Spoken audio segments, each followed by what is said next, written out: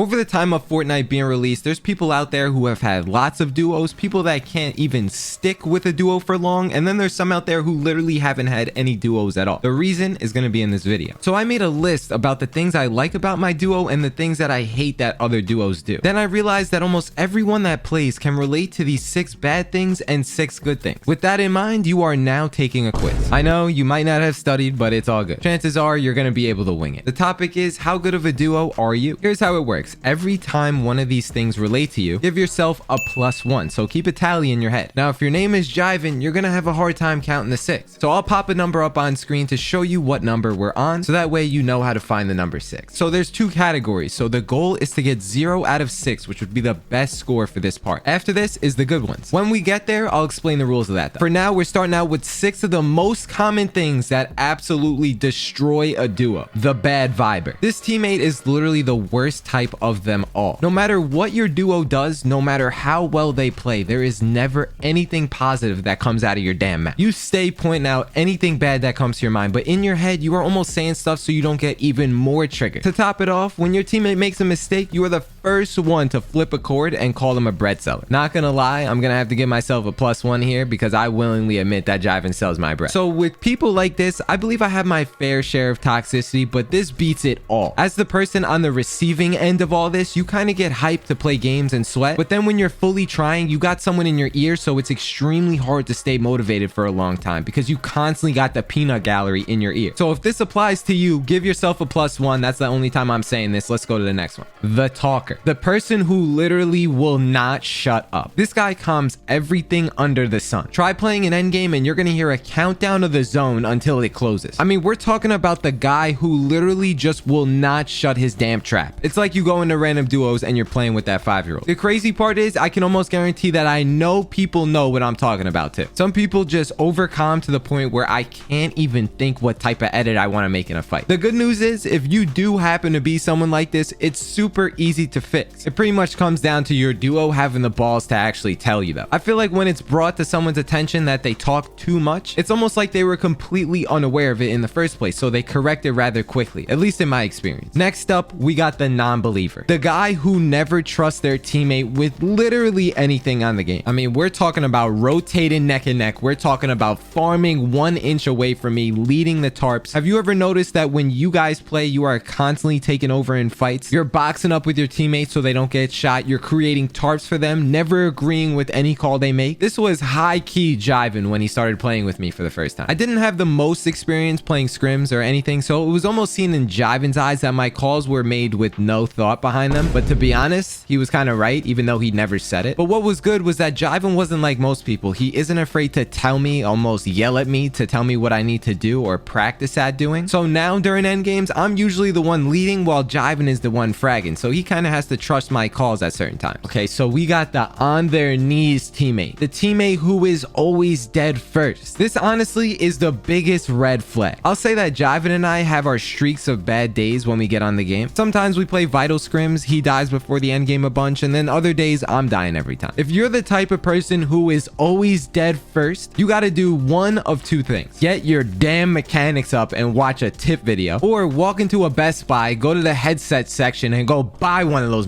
because you need to get your awareness up. In all reality, don't stress about it too much, but I'd say to make sure you guys review so you don't make it a habit and then get dropped. I think that a lot of duos out there, if there's one guy in the group who's always dying first, the one who is always on their knees feels like they're on a thin wire trying to walk. Okay, this one gets me absolutely triggered. It's just super hard to keep playing long hours with a person like this. It's almost like you're dealing with someone who has a short temper but will never be the one to let it out. So with someone like this, it's best if I paint a picture for you. Imagine you and your duo have reviewed a certain rotation strategy in an endgame. So the time comes where you guys need to move, the zone's coming in, and your teammate suggests that you go one way, but you really think that you see a different route. So you say something like, I really think we should go through this side. We just reviewed this before the tournament. But your teammate stays consistent and says, no, but this situation is different. We should go my route. I'm telling you, this side, it's free. Eventually, you guys end up going the way that you did not want to go, and you guys both die. Now you're pressed because you just told him not to go that way. The short temper in you starts igniting and you just get so heated that you don't say a word. If it really gets bad, you just straight leave the call and your teammate is just left there with no idea where you went. I've seen duos duos where it sounds like they're about to have an argument, but nothing ever gets said. It's called the mute. It's kind of like a passive aggressive type of vibe. If you're this person, you run through duos like water. One of the greatest ones I'm sure we all can relate to, the I'm in a fight guy. This person plays arena with their duo and just randomly out of nowhere just starts fighting a different duo when you're completely separated. That's got to be the most annoying thing on the planet, unless you actually win those, which in that case, no one's gonna care. But when you die, now you're just forcing your teammate to play a 2v1, which is practically a death sentence. Don't be this guy. So we've gone through 6. If you are a 6 out of 6 right now, you need to drop video games altogether. It's not for you. Unless you plan on winning the solo cash cup or the Mr. Beast tournament with the $1 million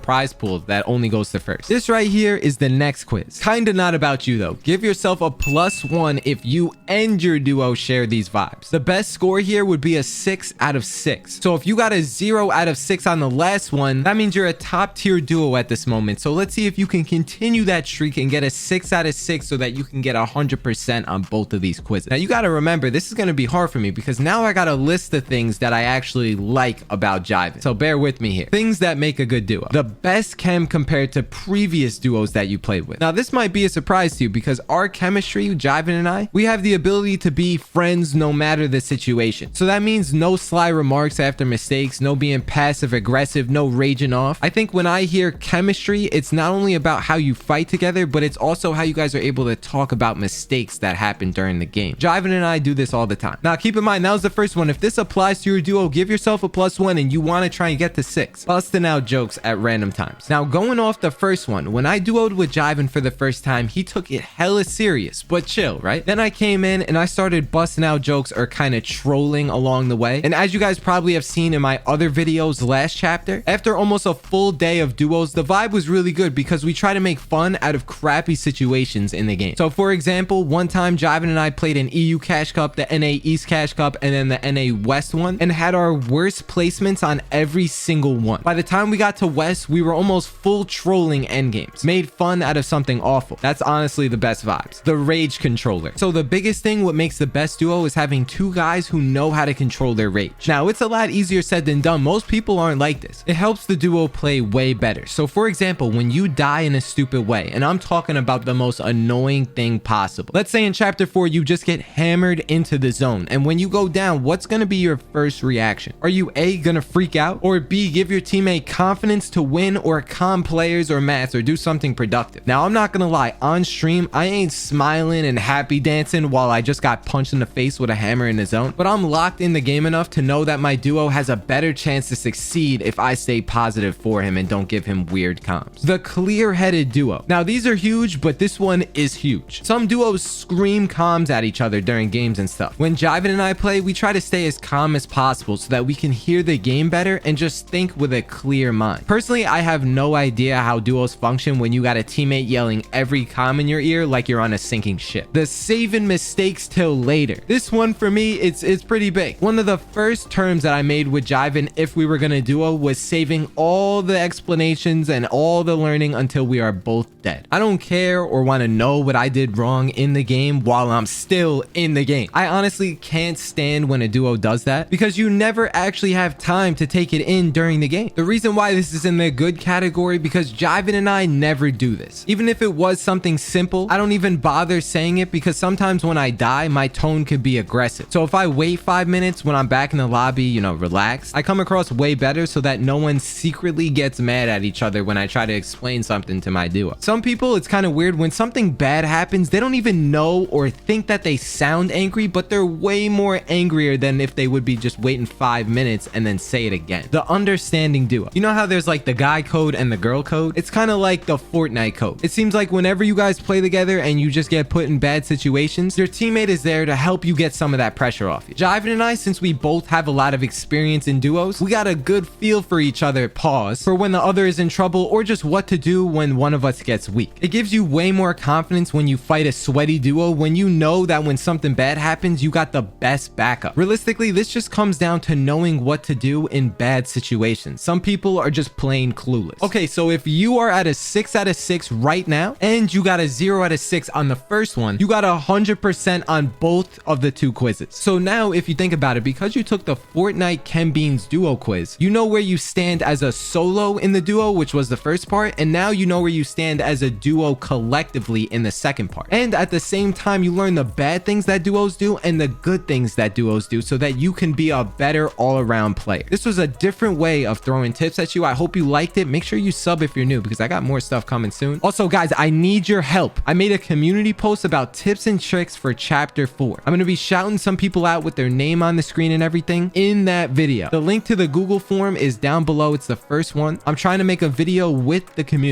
Also, I'm not going to lie. I don't want to go through and find 100 other tips again. I've done it like 9 times and I would greatly appreciate if you can help me out to do this video. Been your man Ken. Use code KenBeans. I'll see you in the next video. Peace.